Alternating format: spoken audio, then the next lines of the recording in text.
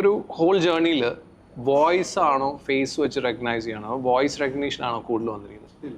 Spill. So voice is more recognisable. Okay, next one. ഒരു script കിട്ടിക്കഴിഞ്ഞാൽ immediately you will know it's gonna be hit. Skip. Advice എടുക്കാറുണ്ടോ ഫാദറിൻ്റെ? ഇപ്പം because he's a long journey through this. Advice ഫാദറിൻ്റെ എടുക്കാറുണ്ട്. Social media check ചെയ്യാറുണ്ടോ? അല്ലെങ്കിൽ ഒരു സിനിമ ഇറങ്ങി കഴിയുമ്പം സഡൻലി ഓക്കെ സോഷ്യൽ മീഡിയ ആരും അറിയാതെങ്കിലും ചെക്ക് ചെയ്യാറുണ്ടോ? ആണോ? എന്നാൽ കമൻസ് എല്ലാം വായിക്കുമോ? കമൻസ് വായിക്കാറില്ലേ? പെട്ടെന്ന് സെൻസിറ്റീവ് ആണ് ഭയങ്കര, പെട്ടെന്ന് ഫീൽ ചെയ്യും. സിനിമയിലെ ഡയലോഗിന്റെ സമയത്ത് ഏതെങ്കിലും ഒരു ഇന്റൻസ് സീനിൽ വരുന്ന ഡയലോഗ് മറന്നു പോയിട്ടുണ്ടോ?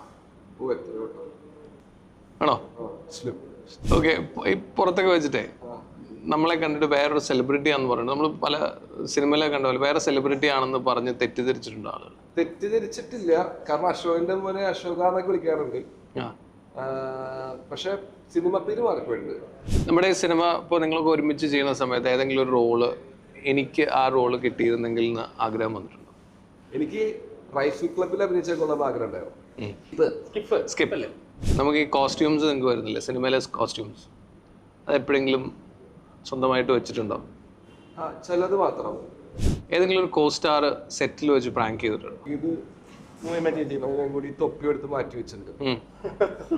എനിക്ക് ദേഷ്യം ഒന്നും ഇല്ല, എനിക്ക് ദേഷ്യം